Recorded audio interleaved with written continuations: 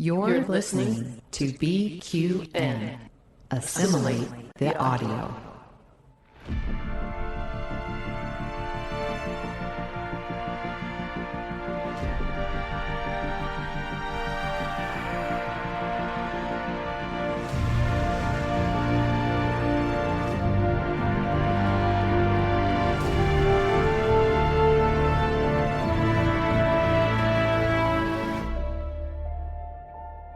Good morning, I'm Chrissie De Clerck-Szilagyi. And I'm Jason Szilagyi with today's Caffeinated History with the Szilagyis on the BQN Podcast Collective. Before we jump into our topic for the day, we'd like to take a moment to thank our BQN Patreon patrons who make our show possible. Listeners, you can hear your name listed here as one of our associate producers with a monthly subscription of just $10 at patreon.com/BQN. And with a monthly Patreon subscription of $5 or more, you can join our meetings of the Hive Mind on the second Saturday of each month. Watch your Patreon messages for details. Today's topic is the Roman conquest of Britain, Part 1.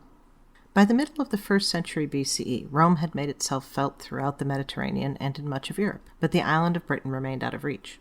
Julius Caesar, while he was conquering Gaul, twice crossed the Channel to expand Rome's reach, but was not terribly successful. In the late summer of 55 BCE, Caesar set out with 2 legions, and with a contingent of cavalry set to follow. They were unable to land in the planned location because a massive force of Britons was waiting on the shore. The ships went on to a secondary landing point, but the opposing force kept pace with them on the coast, forcing the Romans to wade to shore and fight on the beach. Once the Romans were able to put together a battle line, however, the Britons left. Caesar set up a camp and received some ambassadors from the local tribes, but any Romans who ventured outside of that camp were attacked and many were killed. Caesar's cavalry never made it to shore due to storms. Some were shipwrecked and others turned back. Once he knew this, Caesar decided it wasn't worth staying. Without the cavalry and provisions their ships carried, the Romans would have a very difficult time getting through even a mild winter. He packed up and returned to Gaul. Though this could hardly be called a successful invasion, the attempt was a feat in itself and provided information for future forays across the Channel. Caesar planned a second invasion for the next year, with a larger force of 5 legions and 2,000 cavalry on 500 ships, with regularly scheduled shipments of food and supplies planned. Just as the previous year, the Britons were waiting where Caesar planned to land, but were put off by the larger force and withdrew. As the Romans pushed inland, the Britons came together under the warlord Cassivellaunus. Knowing his forces would be defeated in a pitched battle, he directed his men to use guerrilla tactics to harass the invaders while preparing to stand against them at the Thames River. When Caesar's forces arrived, they found it fortified with sharpened stakes hidden underwater and visible on the opposite shore, with a large force of Britons behind them. The Romans were able to push through, however, using their archers and possibly an elephant against those on the opposite riverbank. Once set up on the other side of the river, Caesar allied with the Trinovantes, who had recently lost territory to Cassivellaunus. From them and the other local tribes, he got the location of Cassivellaunus's fort and laid siege. Cassivellaunus tried to bring in outside allies to distract Caesar, but the attempts failed, forcing the Britons to surrender. Caesar left with some hostages and agreements for tribute. The invasion was considered a success. Caesar extracted tribute and agreements, but left no Roman soldiers to assure these. The intention had not been conquest, but to introduce the Britons to their future rulers. At the end of the season, Caesar returned to Gaul, and Britain was mostly forgotten for nearly a century.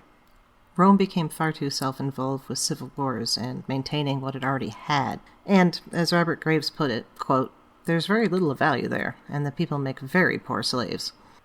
It was not until Roman politics cooled and the empire was well established that Britain was considered for any new military ventures. By the beginning of the 40s CE, the balance of power among the British tribes had changed. The Trinovantes had been displaced by the Catuluvani, led by Caradicus. Another Roman-allied tribe, the Atrebates, was pushed out of their territory by Caradicus. Their king, Verica, was exiled and so found his way to Rome. This created an opportunity for Rome to reassert its presence on the pretense of returning Verica to power. This action might have begun under Caligula, had he not gotten into an argument with the sea god Neptune at the English Channel, and turned his forces around after collecting pretty seashells and stones as the spoils of war. Despite this strange ending to that campaign, the preparations made by Caligula's engineers and plans drawn up by generals set the stage for the invasion by Claudius in 43. While Claudius officially led the invasion, he had not spent any time in the military due to his disabilities, so command was given to Aulus Plautius. The legions made generally short work of the British tribes under Togodumnus and Caradicus, though a large battle at the Medway River allowed General Gnaeus Hosidius Geta to earn a triumph for his bravery and leadership. By the end of the summer, Togodumnus was dead, and the Britons were near surrender. Claudius summoned the Emperor Claudius so that he could lead the final battle. Claudius accepted the surrender of 11 tribes, then returned to Rome. Base camps were made at Camalodunum, modern Colchester, and Londinium, modern London, from which the Romans organized the new province. Caradicus had escaped and rallied resistance, but was finally defeated by Governor Publius Ostorius Scapula in 50. He was brought to Rome to be displayed and executed in a triumph, but was pardoned after an impassioned speech to the Senate and Claudius, in which he defined Rome's glory as necessarily being all the greater for having defeated a general as skilled as himself. Thank you for listening. We'd also like to thank our History with the Szilagyi Patreon patrons, Pati, Susan Capuzzi-De Clerck, Laura Dell, Kris Hill, Betty Larson, and Vince Locke. Their contributions help us to have the time to research and write what you're hearing. You can help us just like they do with a monthly subscription at patreon.com/historywiththeszilagys. Also, thank you to Mark White for the awesome show art and Zach Tripp for the wonderful closing music. Please subscribe in your favorite podcast player, and don't forget to rate and review us there as well. And while you're at it, check out the rest of the great shows in the BQN Collective. We'd love to hear what you think. If you'd like to reach out, you can find our network on Twitter and Blue Sky at BQN Podcasts, and this podcast in particular at historyszilagyi. You can also talk about any and all of the BQN podcasts in our Facebook group, the BQN Collective. And last but not least, you can find me on Twitter and Blue Sky at thegoddesslivia. That's TheGoddesslivia. And me at jasondarkelf. We'd love to hear topic suggestions. What would you like to learn on Caffeinated History?